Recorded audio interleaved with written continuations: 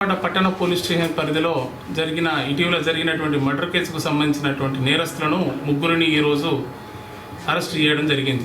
నేరస్తులు A1 Sharada alias Kalyani అని, A2 Shekhar, అంటే భర్త, ఈ శారద వాళ్ళ భర్త A2, A3 వాళ్ళ బంధువు అంటే బావ అవుతాడు అతను రవి అని ఉన్నాడు. ఈ ముగ్గురు వాళ్ళ యొక్క కన్ఫెషన్ రికార్డ్ చేయడం జరిగింది. ఈ గత 5 సంవత్సరాల క్రితం ఎవరైతే ఈ శారద అనేటువంటి ఈ నర్సు, ఈ లేడీ ఉందో, ఈ నర్సుకు 5 సంవత్సరాల క్రితము మృతుడు ఈ బూక్య మోహన్ అనే వ్యక్తి పరిచయం అయ్యాడు. ఈ పరిచయం కాస్త ఈ అక్రమ సంబంధంగా మారింది. అప్పటి నుంచి వీళ్ళు తరచుగా కలుసుకుంటున్నారు. అయితే ఈ కొద్ది రోజుల క్రితము ఈ మృతుడు మోహను ఒక పోక్సో కేసులో అరెస్ట్ అయ్యి జైలుకు పోవడం జరిగింది.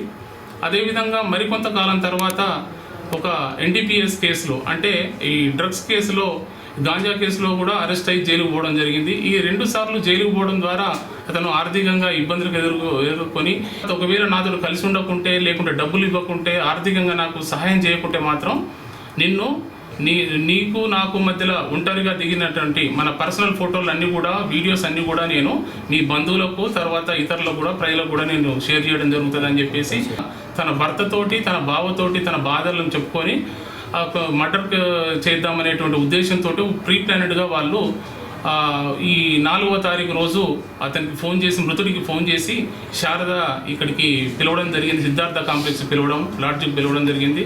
2nd ఫ్లోర్లో పిలిపించిన తర్వాత 10 to 11 మధ్యలో మిగతా ఇద్దరు కూడా A2, A3 అంటే వీళ్ళిద్దరు కూడా అక్కడికి వెళ్ళి అతని గొంతు పిసికి అతన్ని చంపడము, తర్వాత ప్లాస్టిక్ వైర్ తోటి స్ట్రాంగులేషన్ చేయడం ద్వారా మృతుడు చనిపోయాడు. బూక్య మోహన్ చనిపోవడం జరిగింది.